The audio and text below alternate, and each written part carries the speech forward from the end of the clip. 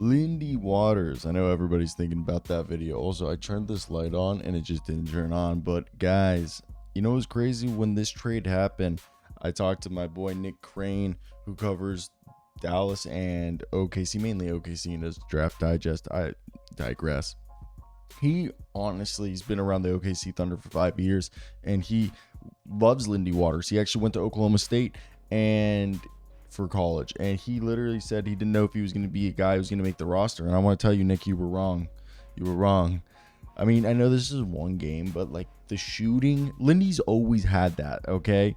And he was a guy that just, it came out and it was just one after another last night for the Golden State Warriors. And he's the type of player that the Warriors need to find, because people don't realize when they were at their best is when they're finding these diamonds in the rough.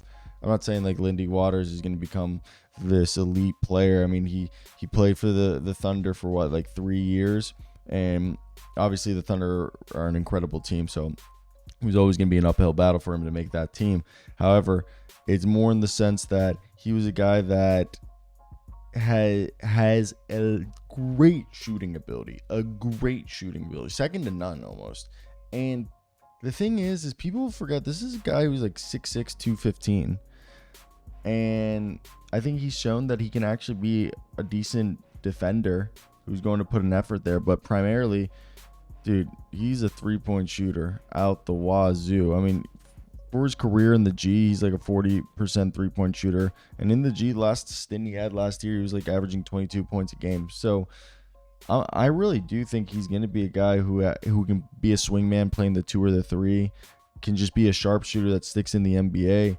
And for the Warriors, when you look at the current way that the rosters are being constructed, I think the biggest thing for a team like Golden State, also hit that like and subscribe button.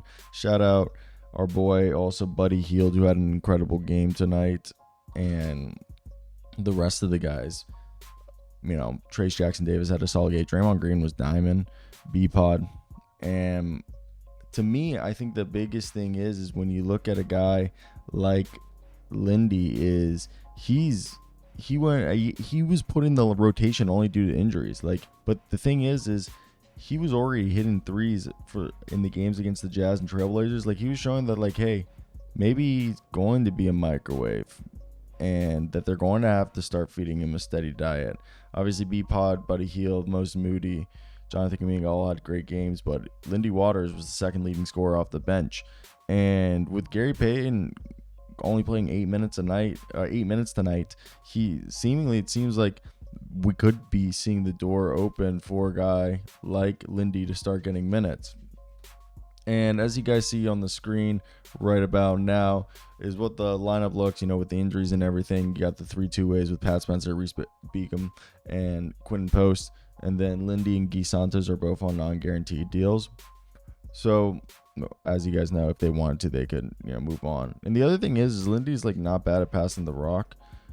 So I really think the Warriors having a shooter like that consistently on their team is huge, is something that I think they're lacking, and they've been lacking for a while.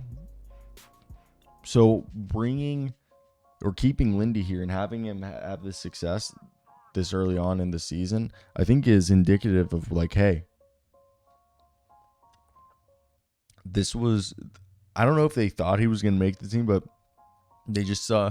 I mean, when you're 6'6" and you're having the ability to just get up and shoot, I think it's something huge. I also love 43. I wore 43, so it's a fun number for me.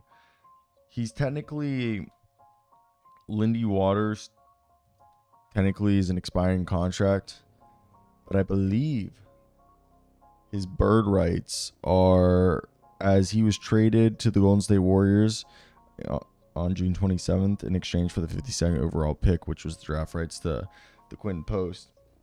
And he had played 3 seasons with the Thunder, and he had his deal converted to a standard deal, and then went back to a two-way, and then went back to a two-way. So I do believe that the Warriors do have his bird rights. Yes, the Warriors,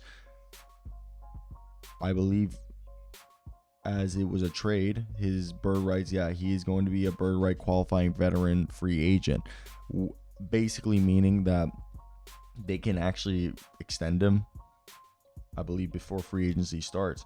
So he's the type of guy that you could see end up being someone that they maybe lock up for a 3-year, $15 million deal, give you a little payment. And again, we know that they paid Moses Moody. He got a good value. They didn't want to pay Jonathan Kuminga what he wanted.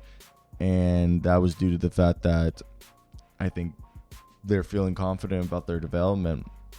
I'm just curious to hear your guys' thoughts, as obviously with the injuries right now for the Warriors, it's not ideal to know what their rotation is going to be like. But these types of scenarios are the ones that allow for, and they're 3-1 by the way, but they allow for a guy, and their leading scorer is Buddy Hield, 21 points a night, and Kevon Looney's, grabbing boards.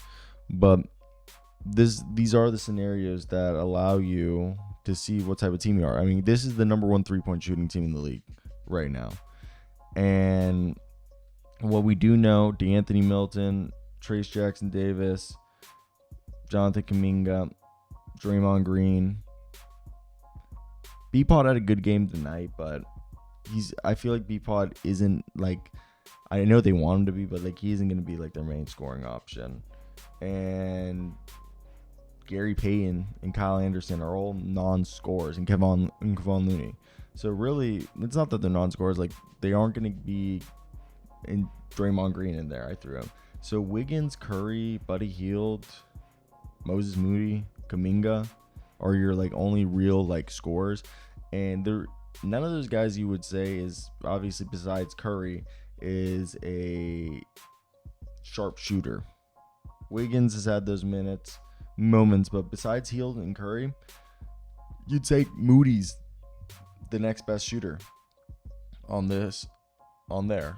I mean, obviously Lindy Waters is better, but what the point I'm getting at is your third best shooter on this team is Lindy Waters. So I think they want to lean into that.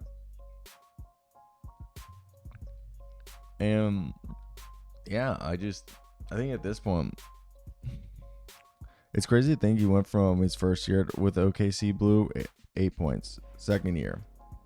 He also averaged 8 points with the Thunder. So, I mean, just putting up those threes, he's got a really good form.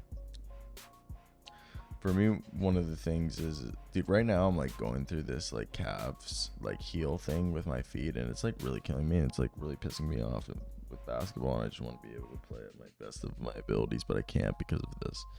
I'm dumb. I hope you guys did enjoy. If you guys made it to the end, hit that like the subscribe button. I guess this video is going to be like Lindy Waters surprise.